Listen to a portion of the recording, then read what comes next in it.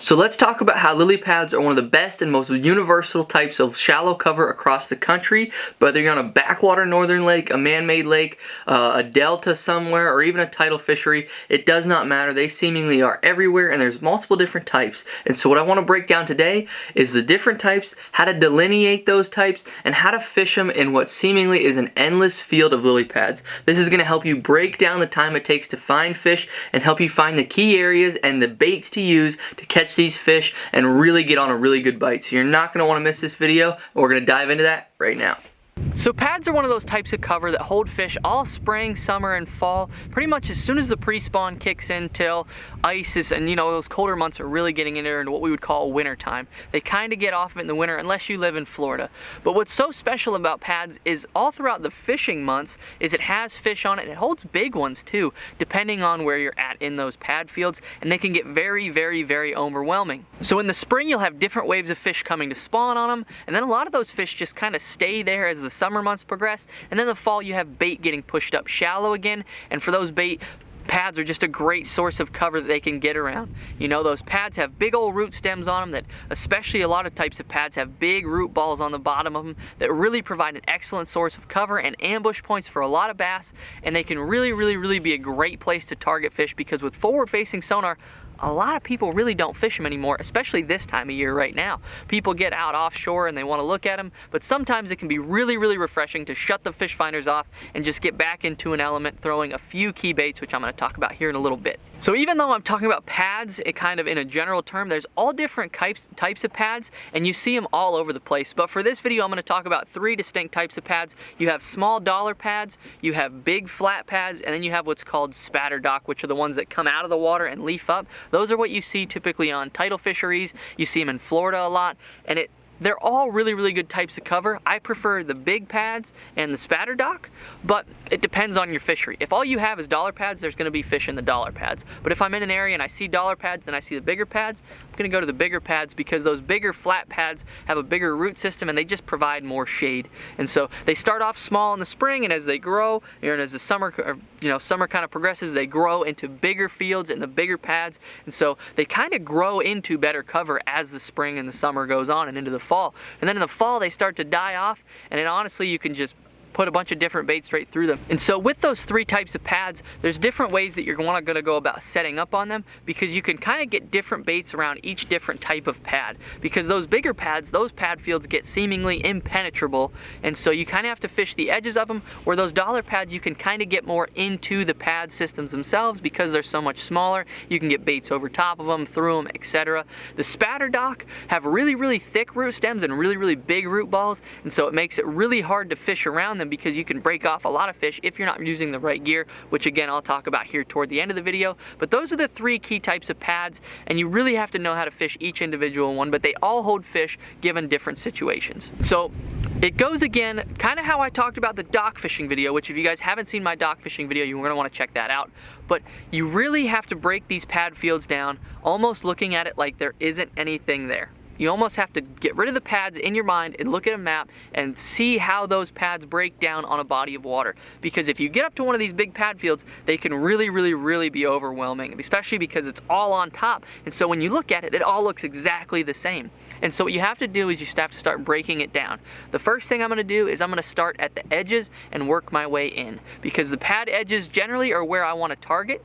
And so I'll look at those edges first, and when I look at those edges, what I'm going to do, if I'm on some place like the Potomac River or in Florida, I'm going to idle the edges of it, because what I'm looking for is I am looking for areas where that water drops even a little bit can really, really be key on a lot of these bodies of water, because you got to remember those pads are growing in pretty shallow water. So you have to figure out the deepest spots in those pads, because that's going to be where those fish are going to want to hold.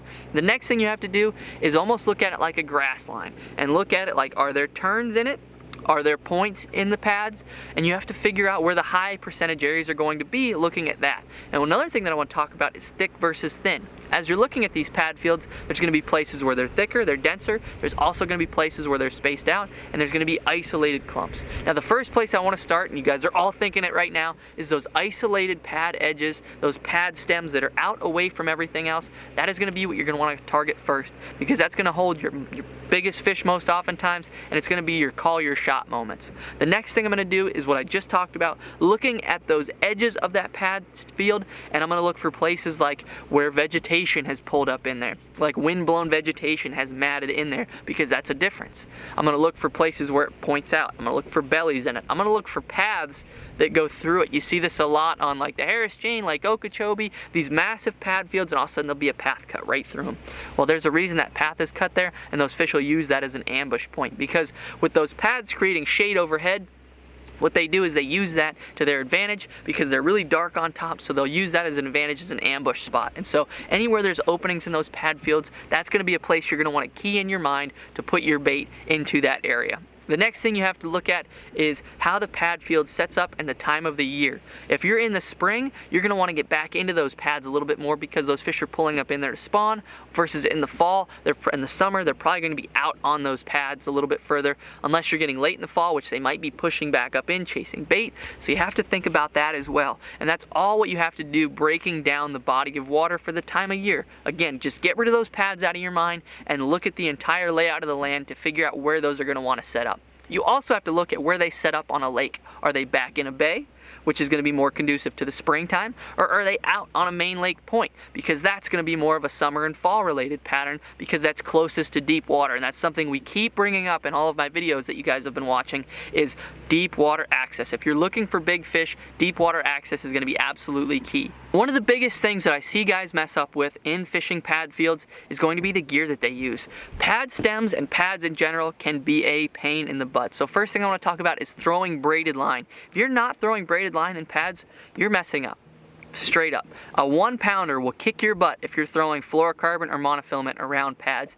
Straight up. It's going to be a terrible idea. Unless you're fishing sparse stuff out on an edge somewhere where you're flipping a Senko to it or something, or throwing a popper, then you can get away with it because there's nothing that it can get into.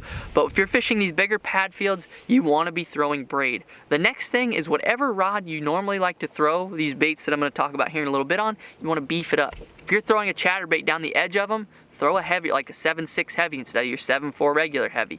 You're going to want to beef your gear up. Flipping, pitching, frogging, beef it up, because you have to be able to get those fish out of there. And the reason that I wanted to use braid is going to be because that braid has serrated edges in it, because it's line intertwined together, and so it'll cut through those pad stems as opposed to just wrapping around it, because fluorocarbon and monofilament have stretch. So what they'll do is they'll just wrap around those pads, and you will lose a ton of fish, if not every fish, if you're not using braided line.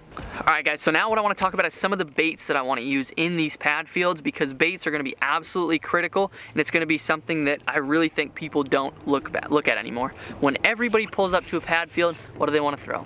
They want to throw a frog. They want to throw a frog, or they want to throw a buzz toad, because those are the two baits that everybody talks about in pads, and it's a great bait, don't get me wrong, but it gets overlooked. It is just overlooked and overused. Those people throw that frog and that buzz toad so much in those pads that those fish, if you're on a heavily pressured body of water, they're going to see it way too much. Now, if you're on a local body of water that nobody really fishes, throw away, because it's going to be ideal for it, especially when you have conditions like today when it's a little overcast. Those fish are going to roam in those pads a little bit more, and that's something you also have to think about, is the conditions, and that's what these baits are going to play into. So when it's overcast, I will throw more topwaters, more moving baits, because those fish are going to be roaming around a little bit more, so it's going to work out to your advantage to cover water like that better. Now, if you get into a situation where it's high sun, you're going to want to look for the shaded edges of that, and that's when I'm going to throw things like a beaver flipping it, which is one of my absolute favorite ways to fish pads, is flipping them.